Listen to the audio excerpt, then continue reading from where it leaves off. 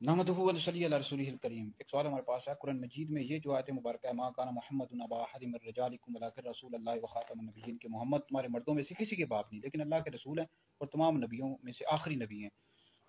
تو اس حوالے سے سوال کیا گیا کہ نبی کریم علیہ الصلوۃ والسلام کے تو بیٹے تھے، تو قرآن مجید میں یہ کہا گیا کہ مردوں میں سے کسی کے باپ نہیں۔ دیکھیں آپ جتنے بھی تفاسیر کی کتب پڑھ لیں، تفسیر خازن، تفسیر جلالین، تفسیر کبیر، ان سب میں موجود ہے نبی کریم علیہ الصلوۃ والسلام کے ایک قول کے مطابق 2 بیٹے تھے، ایک قول کے مطابق 3 بیٹے تھے، بعضوں نے 4 بھی لکھے ہیں، مختلف اقوال مل جاتے ہیں، ٹھیک ہے جی۔ بار جو راجح قول یہ کہ نبی کریم علیہ السلام کے 3 بیٹے تھے،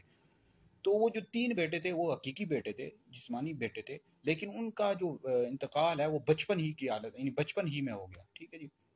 تو یہاں پر قرآن مجید میں کہا گیا کہ مردوں میں سے کسی کے باپ نہیں، مطلب وہ ایسی عمر کو نہیں پہنچے کہ مرد ہوں، مطلب بلوغت کی عمر تک نہیں پہنچے، بلوغت کی بعد کی عمر تک نہیں پہنچے، بچپن ہی میں انتقال ہو گیا، تو محمد مردوں میں سے کسی کے باپ نہیں، مطلب بڑی عمر تک وہ پہنچے ہی، بچپن ہی میں ان کا انتقال ہو گیا۔ تو قرآن مجید میں ارشاد فرمایا گیا مردوں میں سے کسی کے باپ نہیں ہے، ولاکن رسول اللہ، لیکن وہ اللہ کے رسول ہیں۔ تو نبی کریم علیہ الصلوۃ والسلام مردوں میں سے کسی کے بھی جسمانی باپ نہیں ہے، کیونکہ آپ علیہ الصلوۃ والسلام کے جو بیٹے تھے طیب، طاہر، قاسم، عبداللہ، ابراہیم،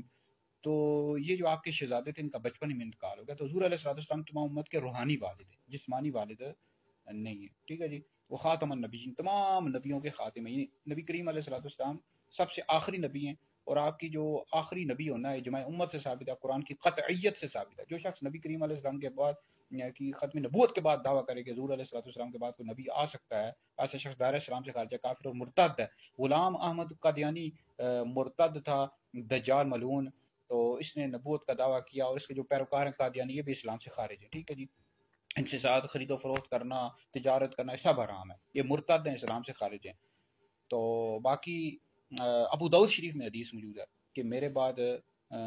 30 کذاب ہوں گے، اور ہر عنقریب 30 کذاب ہوں گے، وہ ہر ایک دعویٰ کرے گا کہ وہ نبی ہے، گمان کرے گا کہ نبی، حالانکہ میں اللہ کا آخری نبی ہوں، میرے بعد کوئی نبی نہیں ہے۔ تو یاد رکھیں حضرت عیسیٰ علیہ السلام جب تشریف لائیں گے قیامت کے قریب، اس پر تو اجماع امت بھی احادیث بھی موجود ہیں، لیکن وہ حضرت عیسیٰ علیہ السلام کو پہلے نبوت مل چکی، وہ حضور علیہ السلام کی شریعت کے مطابق ہی حکم دیں گے۔ یہ نہیں ہے کہ حضرت عیسیٰ علیہ السلام حضور علیہ السلام کے بعد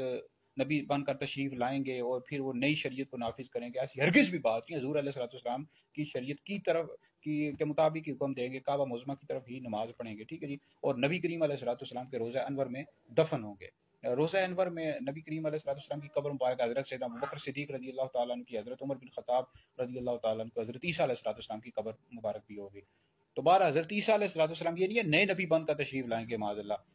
وہ تو اللہ کے پہلے سے ہی نبی تھے، ٹھیک ہے، وہ حضور علیہ السلام کی شریعت کے مطابق حکم دیں گے، وہ پہلے سے ہی نبی تھے۔ تو حضور علیہ السلام اللہ کے آخری نبی ہیں، آپ کے بعد کوئی بھی نبی نہیں آ سکتا۔ جو شخص دعویٰ کرے گا ایسا شخص دائرہ اسلام سے خارج ہے، کافر و مرتد ہے۔